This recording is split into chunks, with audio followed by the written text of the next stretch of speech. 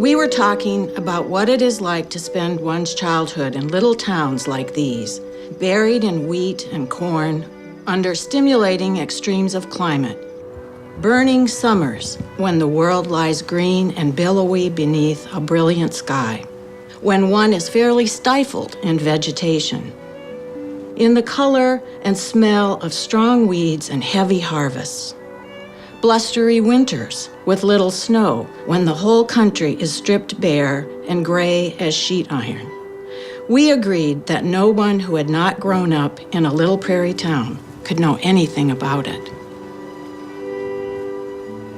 Willa Cather, I think, did an immense job of describing what it's like to live in the Midwest. And it's one of the things I try to do in my work, is to translate my experience of this environment for other people to enjoy and understand. I think living in the Midwest is tied to almost everything I do. And I like living here. My work is made upside down over a mold.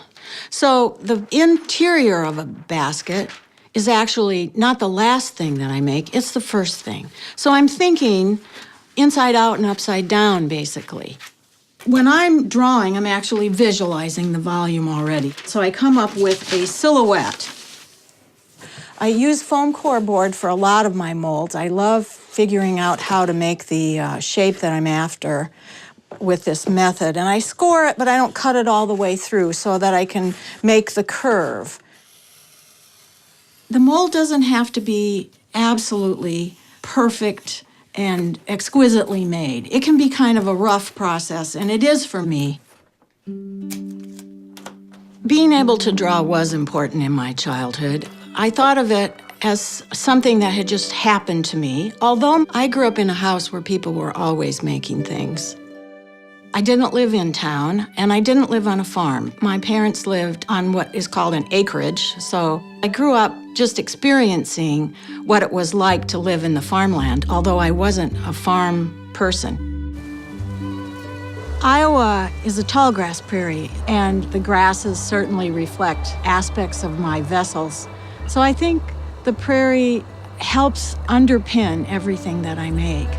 But I'm not sure I can say there's an exact connection. I'm not looking for grasses and twigs that I can put into a work of art. It's just not what I do. I really prefer anonymous materials. They're not the point.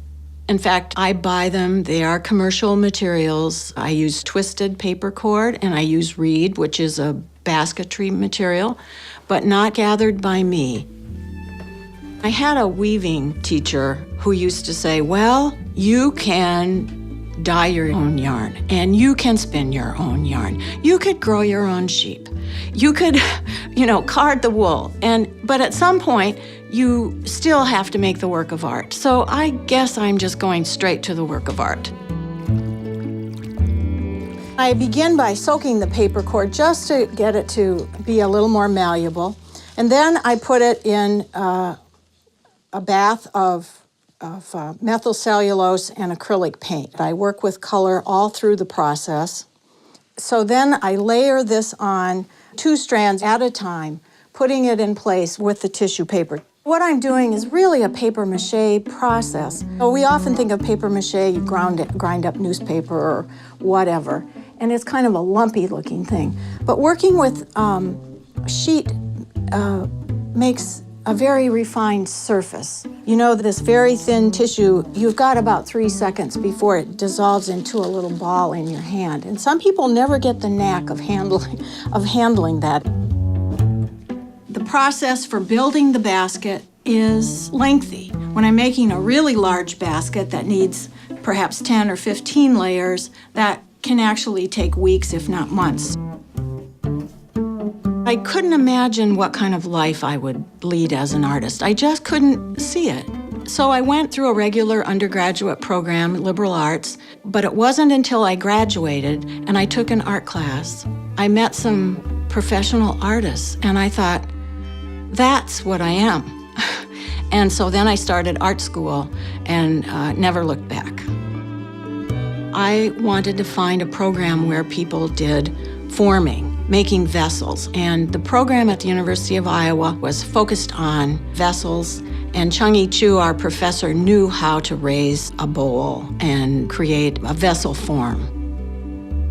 I've thought a lot over the years about why vessels have been my format, so to speak. And I've only come to one sort of thought on the matter, and that is some people want to put an image on a square piece of canvas. Why is that? Something in the format speaks to that person or calls forth their creativity. And for me, it's been vessels. I started out doing folded metals, and I thought, this metal work that I'm doing looks like paper. And so I started to work with paper just at the very end of my graduate school. Double exposure is one of my earliest pieces. Through it, I put a dowel, actually, and then a birch branch. The contrast of something machined and commercial, and then the natural branch. And this is what I see in the landscape in Iowa all the time. HELION is one of my lighted sculptures. If we were going to the landscape, they're connected to melons, to berries. Morning Colors is one of my sky baskets. If you're up in the morning and the sky is just being lit with these golden pinks and yellows, Morning Colors is that moment. The prairie speaks to me in a very deep way, but I can't avoid the fact that in many ways Iowa's an open-air factory, and the grids of corn and soybeans have just sort of been dropped on top of that natural environment. Iowans love planting things in rows, and so that's part of my inspiration too.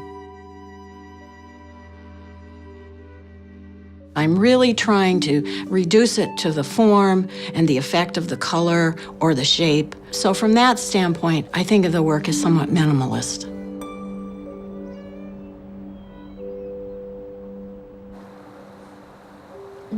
I think it's amazing. We almost entirely lost the prairie environment. It covered the whole state. It was a vast, open grassland. And when the land was settled, we lost it. We didn't treasure it. And now, with great struggle, we're trying to bring it back. And this prairie has been reconstructed with the native species and prairie burns and things that used to happen naturally. Having these prairies can show us what the wild land was like.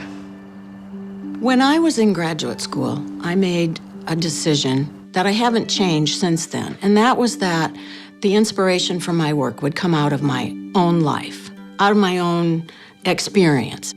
And for me, that was actually the environment that was around me.